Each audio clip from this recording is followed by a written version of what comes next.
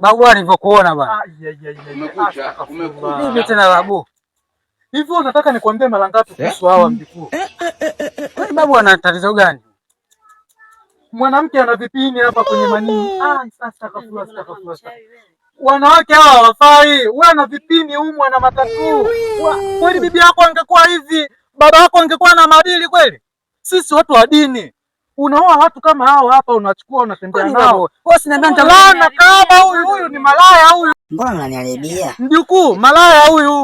Ulisema nitafuta mwanamke mwenye nyashi. Siona hii. Sasa nyashi naita tu hii amejitasilia. Mungu wangu wewe. Malaya huyu achana naye.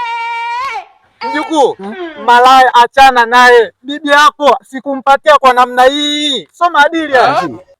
Kwani unanoa wewe ananoa huyu? Wewe malaya, siongei na wewe. Siongei na wewe, naongea na mjukuu. Wewe mjukuu. Nini hapa? Wako huyu.